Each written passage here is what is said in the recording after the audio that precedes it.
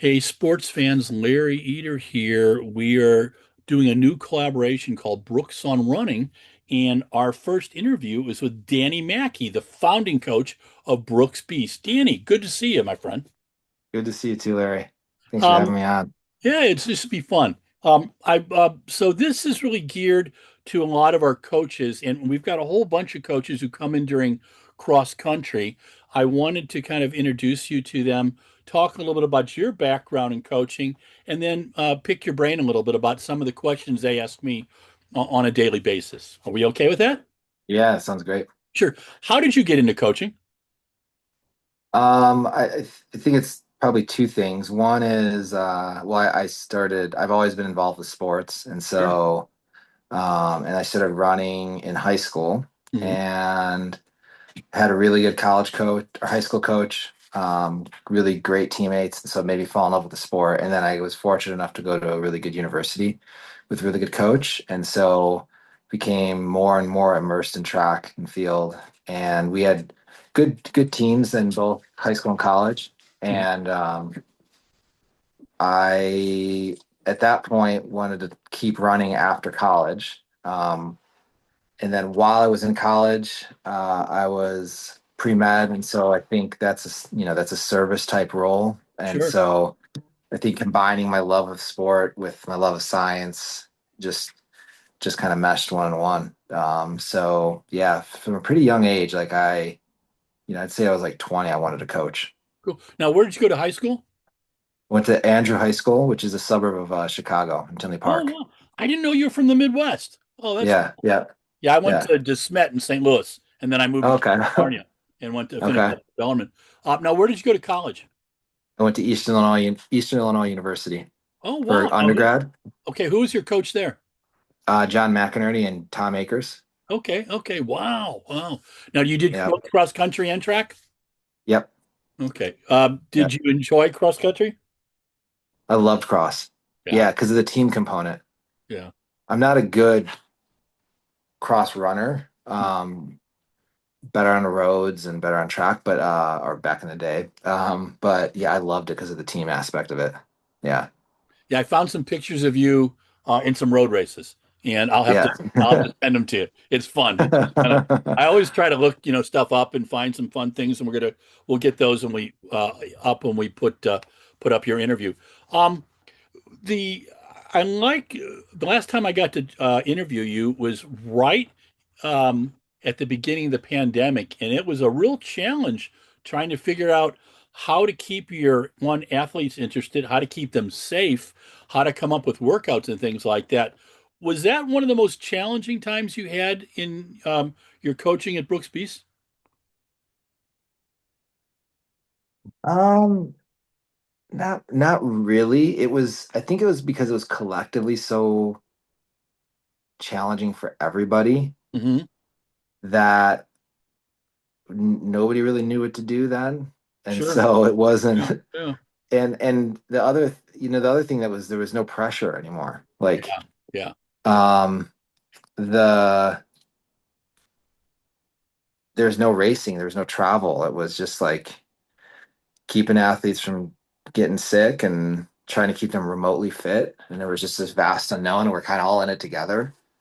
I would say that there's been seasons that have been probably harder for sure. Like 2016 was hard. Mhm. That sticks out. It was a really hard year. So it was challenging, but not my most challenging season. No. Yeah. Now, you have a group of incredible 800 runners.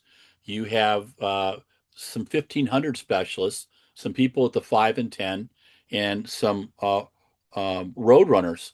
Do you move your athletes up a distance as as part of a plan? Yeah, it totally depends on the athlete. So Ali Bohalski, for example, is going to run a half marathon in 2 weeks. Oh, nice. She ran the 5 and 10 this year. Yeah. Whereas so like with her, she's moving up. Garrett Heath, who's my boss now, which is funny. He's head of sports marketing at Brooks. Yeah. He gradually moved up. He made a team in the 1500 and gradually moved to the 5K and cross country Mhm. throughout his career because I coached him, Garrett, for like 9.5 years. But then I have some athletes like Nick Simmons or Brandon Miller. Brandon's still young in his career, but like I don't see them ever moving up. Brandon can run a good 15 and Nick Simmons runs a good 15, but they were 800-meter specialists. So it's pretty athlete dependent if they move up in distance. Yeah. I interviewed Brandon right before the U.S. champs, and I had chatted with him a few times before, but wow, I didn't know he was from St. Louis, and it was just he Yeah. what a fascinating athlete, and Yeah. He's great. to get a PB in that crazy 800 final, him and Isaiah, and I thought they ran their hearts out there too. So, hmm how did you feel after that race? What did you think about I guys? I had mixed emotions because they both PB'd and Brandon's time, even Isaiah's time usually makes a team. Yeah, But Brandon running 143.1, like um so I was like, well, at least they PB'd, so that was good. yeah, Um Really disappointed that one of them didn't get on a team. yeah, yeah, Then the third part my brain was in, I was like, wow, that was an amazing race. Um Especially the high school athlete, it was just like for him to be able to do that, Cooper was just like that was amazing. yeah. I got to Yeah. interview him afterwards, and very poised, but he's a 16-year-old kid. You've got to remember that. And No, but my gosh, what a talent! And I remember talking to Seb Coe afterwards because Seb watched the race or heard about the race and then had to go back and watch it, and he was just like, "Wow," it was amazing. pretty amazing race. I Uh, think he's going to do really well at Worlds too. I think yeah, Cooper's ready to go. yeah, I think you're right. Let's talk about Josh a little bit. Um, you've had Josh Kerr as an athlete since, if I'm correct, 2018. Yep. Okay. Yeah. Now, did you guys meet face to face before he signed up for your team? Yes. We had met in Albuquerque and then we met in LA in Okay. first face to face before he signed. Okay. Yep. Um, yeah. I think it's a wonderful example of the coach athlete relationship because I know when I interviewed Josh, he told me that it was very easy for him to come into your group because he really believed in you and really felt confident with you. And one of the things that Garrett Heath has told me is that in training with Josh, Josh exudes this confidence that is kind of infectious for everybody. Yeah, yeah, it's pretty we just got done with training camp in altitude. Mhm. I just flew back actually from that and it was a really intense 3 weeks, but it was fun. And yeah, I love working with Josh. And I always say this when people ask, like, I'm just so grateful he signed with the team. And yeah, he's a great person to work with. Mhm. Now, you are a big believer in altitude training. Um, are most of your camps in Albuquerque? Is that where you guys go?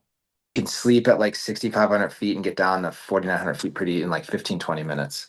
Okay. Oh, wow. So it's Okay. pretty good. Yeah. Okay, cool. Yeah. Now, I want to talk with you a little bit about the art of coaching. And right now we're getting into cross country season. So I wanted to pick your brain a little bit, especially for high school coaches.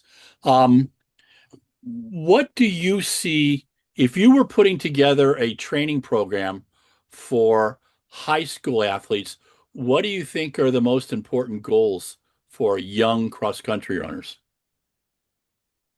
I think developing an appropriate threshold pace is really key. It's really Hmm. hard to know that too. So Sure. there's a lot of time that needs to go and education needs to go into teach an athlete. They don't go too hard. That's Hmm. usually what athletes will do.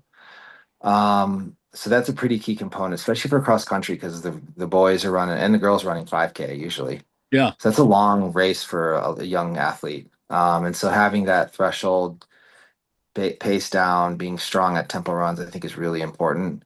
I think the second thing is variability. And so like what by that I mean like mixing in fartleks or hills or speed workout that supplements that threshold work that you're doing, and Hmm. like trying to keep it varied. Our bodies crave variability from like a physiology standpoint, and they tend to respond really well when we have varied approaches with like different paces and different intensities.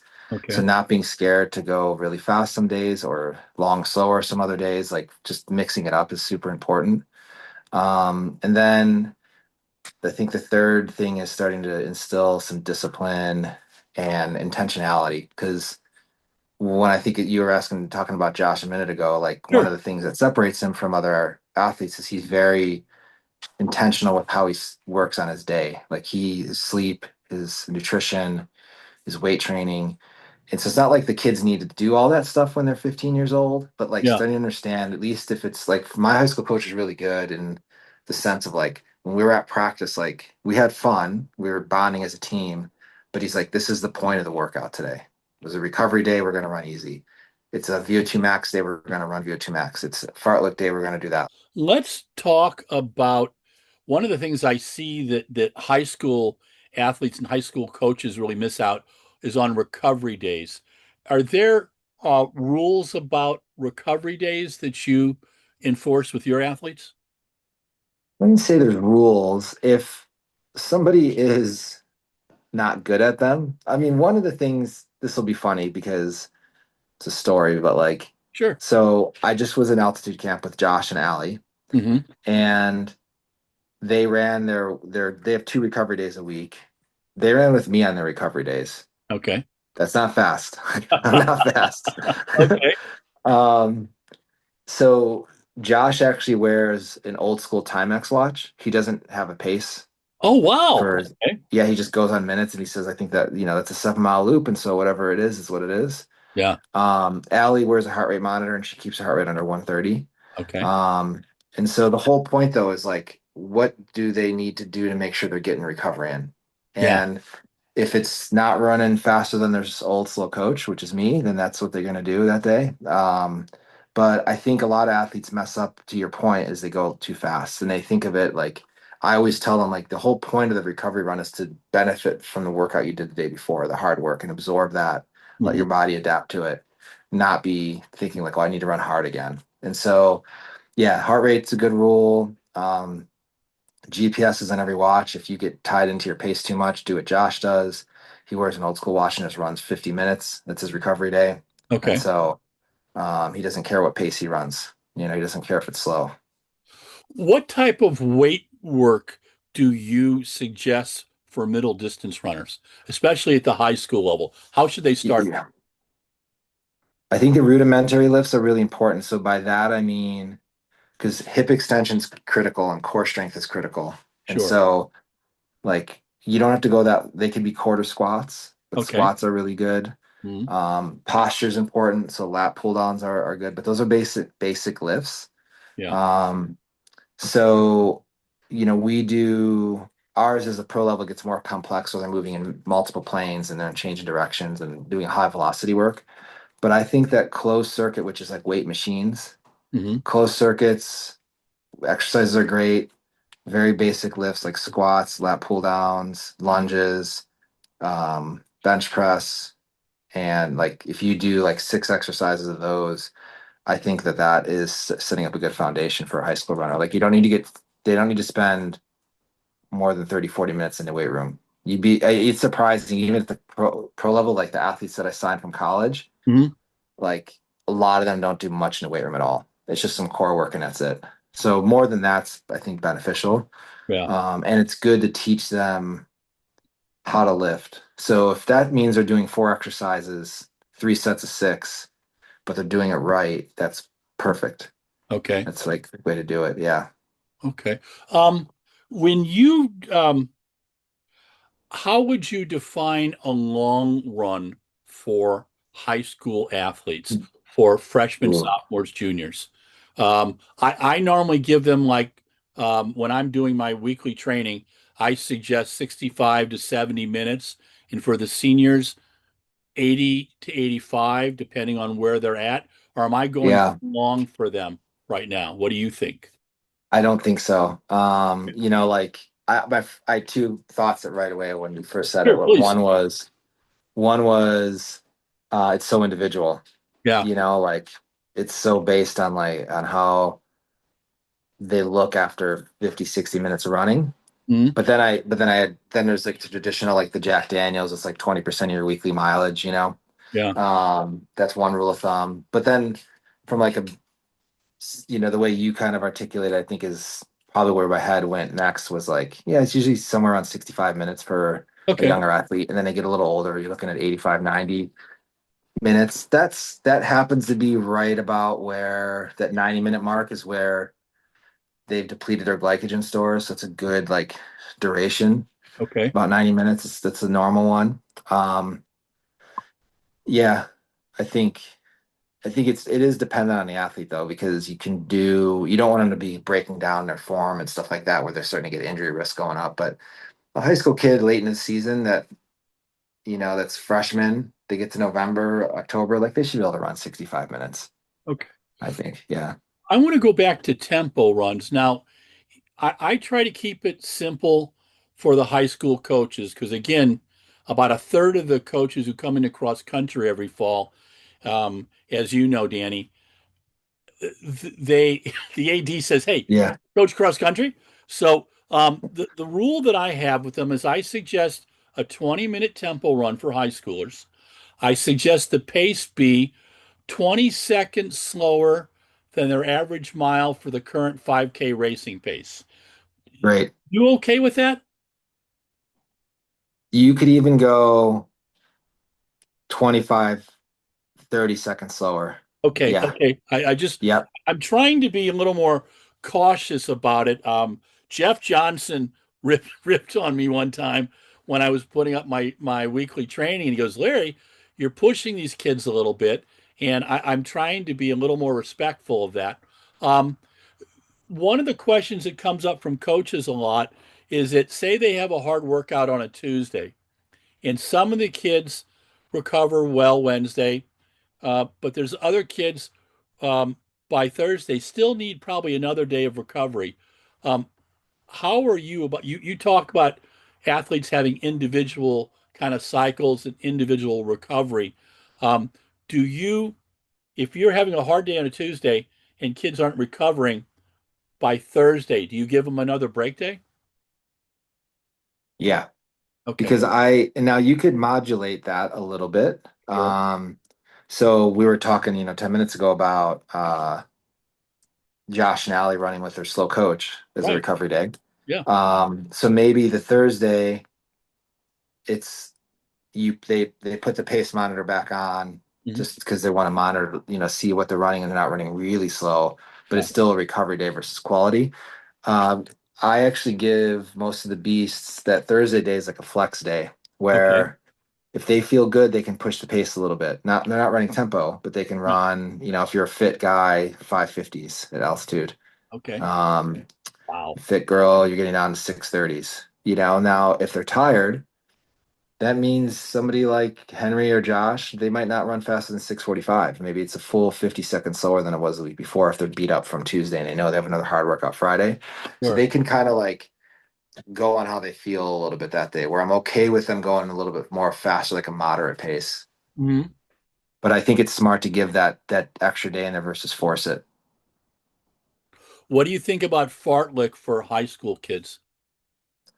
Um, I mean, you're making me reminisce because that was our staple Thursday workout was Yeah, yeah, fartleks. that's what I do weekly for the kids for cross country, and that's what I learned in high school. So, Yeah, what kind of a workout would you give a freshman or sophomore with the fartlek workout? Do you have any favorites? we we did when we were freshmen, we did 1 minute on, 1 minute off Okay, times 10. okay, And we did it on a trail, so it was like cross country specific. sure, When we got older, we would do 3 minute, 2 minute, 1 minute times okay, three. So okay, it's quite a bit longer than, yeah. So it gets pretty long. yeah, But that's when you're seniors or so. And it was 1 minute rest all the way through. So you run a little faster when you get, 3 minutes is like maybe tempo, 2 minutes is a little faster than tempo, 1 minute's race pace. Then you slow back down and you go through the paces again. Okay. Um, those were good. So I like ladders. I like the consistent 2 minutes on, 2 minutes off, 1 minute on, 1 minute off. The nice thing about those two is you can play with that off pace really well. Um, when we were freshmen, it was just like survive. You're just plodding along. Mhm. As we got older, if we did 1 minute on, 1 minute off, like our coach would be like, you got to make sure it's under 7 minute pace, your recovery. Yeah, So we're not running real slow and it would turn into almost like a tempo run by the end of it. sure. Um, yeah, I even use that for the beast in their like kind of preseason. We do quite a bit of fartleks Hmm. because the beauty of a fartlek is it's effort based. Yeah, And I think for cross country, learning rhythm and learning to pace yourself appropriately, being able to run a hard rep with up a hill or down a hill is like super, it's a skill and it's really important. yeah. Whereas if you're doing everything on the track where it's all measured out, like it doesn't maybe translate to cross country courses that well. Do you believe, or do you have any beliefs about varying the surfaces when your athletes are running? My college coach Yeah. used to have me limit my road stuff to 2 days a week, wanted me on trails a couple days, wanted me on some grass just to keep very healthy feet. And I'm just curious about your thought process. Yeah, I would agree with your college coach. We do like with the beasts, we do varied road, dirt, track Hmm. like throughout the whole week. And the reason why you would want to, the reason why I like that is because if there's certain patterns or form deficiencies or things that might happen on a road or the gravel, if you're varying the surface up a little bit, then Yeah. it can reduce the risk of an overuse injury. Okay. Okay. Um, But I would say if you can only pick one, yeah. soft surface. Okay. Okay. Yeah. Thank you. What about Yeah. varying shoes? Like I would do, for example, um, I would get the new one of the new Brooks Maxes, the Ghost Max, which I love, would be a great Yeah. easy day shoe and long shoe, and then get something like um, I really love that Ghost 17 right now. I would use that for kids for tempo and for some of their interval days.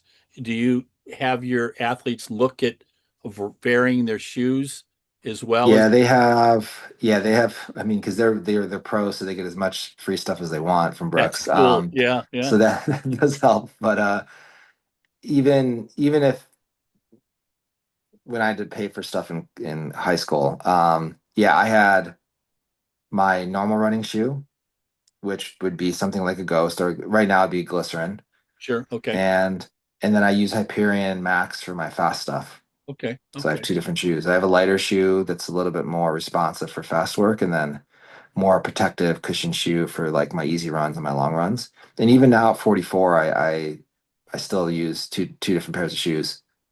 Yeah. Well, you're still just a kid. I think anybody under 50 is a kid. So just you know, Thank you. gotta give you a little bit of trouble. So when you've got guys like Brandon and Isaiah, and that you've got they're doing some significant track work, are they in spikes all the time when they're doing their fast No, work, or how do you approach that? I get a little worried about injuries if they're in spikes all the time. Okay, okay, So they will vary between Hyperion, tempo, and then their spikes. okay, And we only put the spikes on if they're doing, I shouldn't say only, most of the time the spikes go on after doing 800-meter pace or faster. okay. If they're, sometimes they can run 200s and 25 in their flats. Wow, wow. But yeah, I try to limit how much times are in a spike because of the plantar and Achilles injuries. But yeah, so I would say they maybe wear their spikes like 2K work a week in the track season. That's it. Not much. What is your warm up like before a quality day?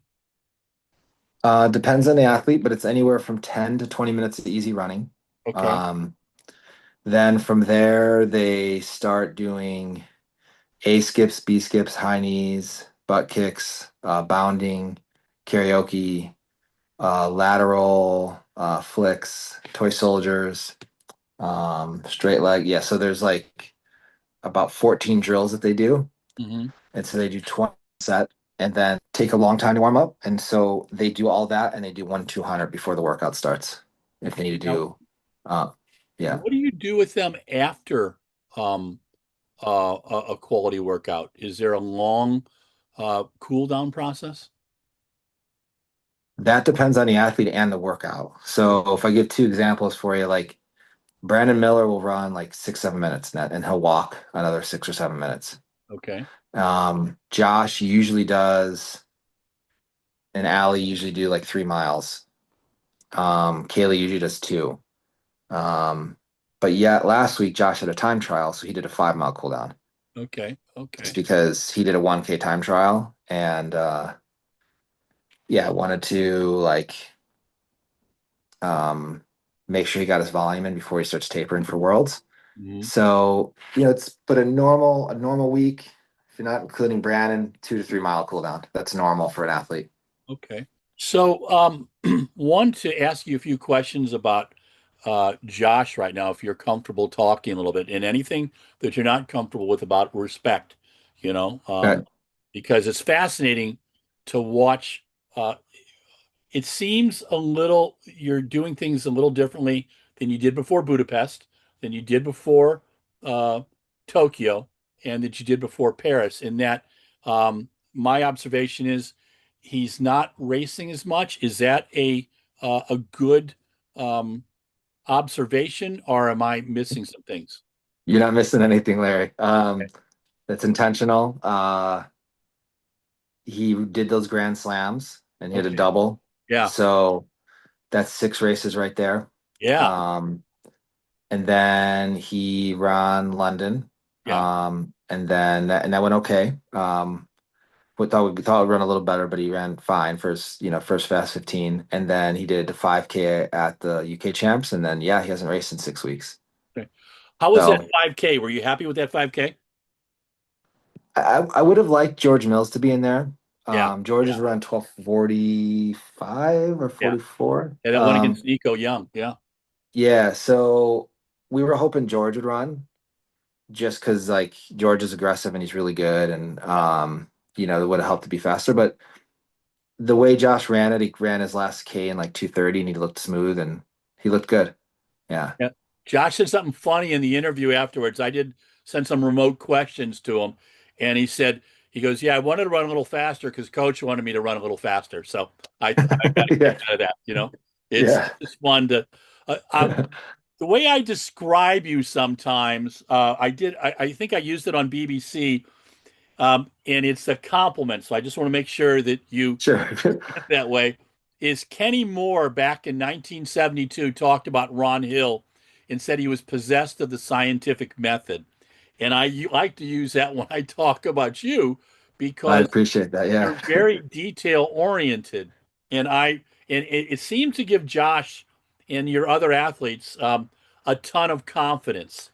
And it's like it wasn't Josh, maybe it was Dylan who said that one of the things that's really nice is all they need to do is think about their racing and think about the workout. You're thinking about the other details.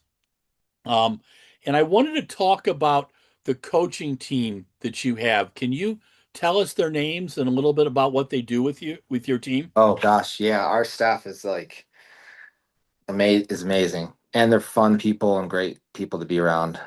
So we have Adrian Gonzalez and Jude Moulton on our strength conditioning. Okay. So they're out from Elevate in Albuquerque. Okay. So if you live in Albuquerque, that gym Elevate is phenomenal. Really, really smart, really good people. We have Dr. Kyle Pfaffenbach, who does our physiology and nutrition. So Okay. Kyle and I go way back to grad school. We've been Oh, cool. friends and worked together for over 20 years now. And then Sarah Bears, our athletic trainer, physiotherapist. Mhm. And then our other coach is Julian Flores. And so Sarah's been with us for 7 8 years now. And then Julian's on year 4.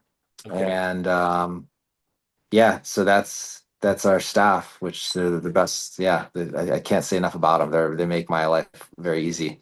Oh, you have a good group. I've met Julian a few times. I crack up because he wears a tie a lot of times. with a sweater when I've seen him at meets, indoors a little bit, and I just get a charge out of it. So it just kind of keeps it fun. Um, if you were talking to a group of young coaches right now, um, what would you tell them is really key in their approach to coaching young athletes? Sorry. Yeah, it's a good question. I think having a philosophy and educating your athletes on it Hmm. is probably the best place to start. And it sounds, I don't know how that sounds, but I think that some people are like, that's not very novel. But I think if you have a point of view, you have a Sure. North Star, Yeah. whatever that is, you can deviate from it and adjust from that. And Hmm. so if your athletes know what that is, they can help you too because they know, okay, here's what we're aiming towards. Here's the plan to get there. So my high school coach, he's a math teacher, and what he did was he would write out really early in the year, like he would say, with big billboards, poster boards, here's our 12-week plan. We're going to do these workouts for the first six, these workouts for the next four, and then when we peak, we do these workouts. Here's why we're doing it. Here's the people that used to do it. Here's why it worked. Here's the teams that I used to coach, and here's how they would run doing these types of workouts. And so we were like, we'd sit there at 13 years old and be like, cool, we know the plan. Yeah. Seems like there's a reason why we're doing it. And if it didn't work, then the next season we can adjust a little bit. If it was not working in the middle of the season, he can make adjustments. But I think that was like so huge for us when we were really young athletes to like understand what our coach was thinking and what the goals were. Okay. Um, when you're working with, and we're down to, you've survived 45 minutes, Danny. Thank you very much. Going And by quick. it's always fun. I love to pick your brain. I always learn new things, and I appreciate that. What do you think are the value of coaches clinics for young coaches? I think the first thing I would say is the community part. Okay. Like it's it's a coaching, if it gets lonely, it becomes really hard. Mhm. And one of the best things that has come from me going to coaching clinics is meeting other coaches and having this infrastructure of like two or three that I really trust that I think are smart that can help me, then I can help them.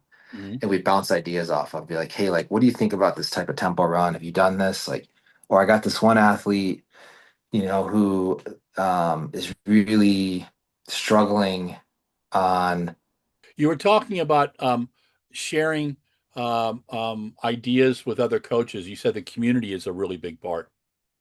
I think, yeah, the people I've met at clinics have been the biggest advantage to going. Not just the information that you learn from the presenters and stuff like that, but just like trading numbers and be like, yeah, I really, like I know Steve Magnus well, right? And so he's Good guy. Yeah. somebody that, yeah, he's like really helpful and he's just encouraging. And even my friends that are high school coaches in Illinois that I went to college with, like we trade ideas. And so that's that community aspect and like having a group of coaches around you that can help each other is key. And I think you get to meet them at clinics because they're there to learn. So they're taking their job seriously, which is important.